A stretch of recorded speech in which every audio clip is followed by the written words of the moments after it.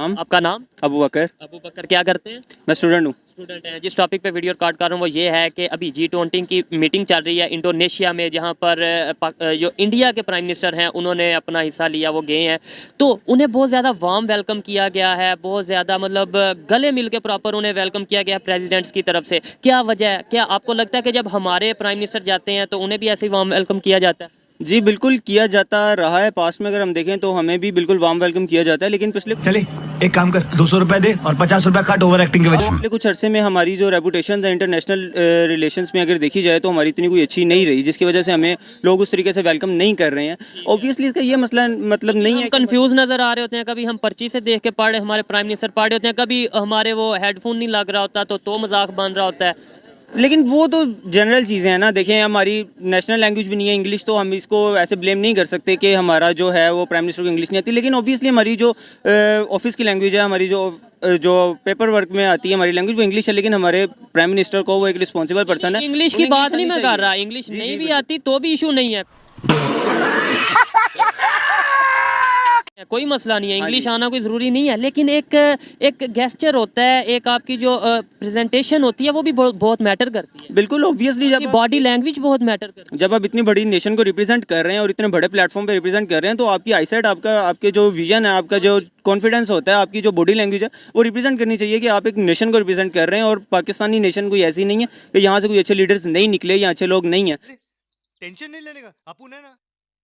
Obviously हैं, मगर ये हमें भी डिसाइड करना है और हमारे जो लीडर्स हैं उन्हें भी इस चीज़ पे करना चाहिए। और ये चीज़ें कितनी मुश्किल नहीं है कि अगर हमारे जो लीडर हैं वो कोशिश करें। बात की जाए इंडिया के प्राइम मिनिस्टर की, कभी हम देख रहे होते हैं उन्हें इंडिया अपना यूएस की तरफ से प्रेज किया जा रहा है, कभी हम देखते हैं उन्हें रशिया की तरफ से प्रेज किया जा रहा होता है, कभी यूएई की तरफ से। इवन हमारे इमरान खान साहब जो उनसे हैं वो भी काफ़ी दफ़ा प्रेज कर चुके हैं कि भाई इंडिया वाले बहुत अच्छा काम कर रहे हैं। क्या वजह, क्यों उन्होंने मजबूर कर दिया दुनिया को उनकी तारीफ करने पर? देखिए, एक तो सबसे पहली बात तो ये है कि जो इंडियंस हैं वो एक तो हमारे से पॉपुलेशन में बहुत ज़्यादा है, तो ऑब्वियसली उनका टैलेंट भी हमसे बहुत ज़्यादा है। अगर पॉपुलेशन टैलेंट डिपेंड करता है पॉपुलेशन नई पॉपुलेशन पे इन द सेंस डिपेंड करता है कि जब वो बहुत ज़्यादा दुनिया में फैले हुए हैं, ठीक है, तो ऑब्वियसली जब ज़्यादा हैं तो उनकी पॉपुलेशन भी ज़्यादा आएगी और उनका नाम भी ज़्यादा लिया जाएगा। लेकिन टैलेंट की जो बात की जाए, टैलेंट अगर आप इन द सेंस कहते हैं कि इंडियंस जो हैं वो काफ़ी बड़ी पोस्ट पे और दुनिया की काफ़ी बड़ी कंपनीज के सीईओज बैठे हैं, तो उसमें ये सेंस है कि वो तो एक एज अ नेशन लेके चल रहे हैं। लेकिन अगर हम पाकिस्तान को देखे जाएँ तो हमारी जो इंटरनेशनल रेपुटेशन है ना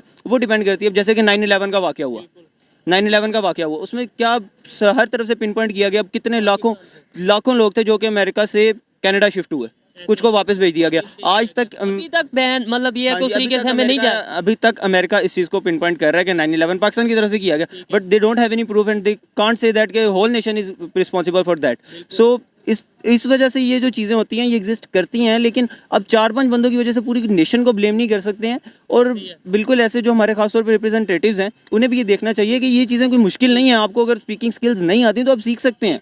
अच्छा, आपसे बात करता हूँ, मुझे ये बताएं कि इन्होंने बोला कि ऐसा होना, मतलब ये कि कुछ उनकी पॉपुलेशन ज़्यादा है इंडिया की, इस वजह से उन्हें प्रेज किया जाता है। आपको नहीं लगता कि रीज़न भी बहुत मैटर करता है? आप किस रीज़न के लिए गए हो? अगर आप तो पैसे लेने के लिए गए हो तो आपका वार्म वेलकम नहीं किया जाएगा। अगर आप किसी प्रोजेक्ट के लिए गए हो, किसी डील के लिए गए हो तो आपका वार्म वेलकम किया जाएगा। ये भी एक इशू है या नहीं? इसमें मैं एक्चुअली ये बात करना चाहूँगा कि जब यूब खान गए थे अमेरिका में तो उनका इतना वार्म वेलकम हुआ था वहाँ पे। तो जैसे हम देखते हैं कि अब हमारे प्राइम मिनिस्टर जाते हैं, जैसे शहबाज शरीफ साहब हैं, तो उनका उस हिसाब से नहीं वेलकम होता उस हिसाब से, क्योंकि वो एक उनको पता है कि हम मकसद कुछ और है। बिल्कुल। तो अयूब खान जब गए थे तब उनके कार्ट में ना गाड़ी में उठा के सैर कराई गई थी। तो हमें ये तो एक क्लियर समझ आ चुकी है कि लॉ ऑफ नीड है, जब हमें हमारी किसी को ज़रूरत पड़ती है ना तब हमारी इज्जत करता है। ज़ाहिरी बात है, ये एक दुनिया का कानून है कि जिससे आपको ज़रूरत होगी आप उसकी रिस्पेक्ट करोगे। और ख़ास तौर पे इंटरनेशनल लेवल पे, और दूसरे नंबर पे कमिटमेंट भी मैटर करती है।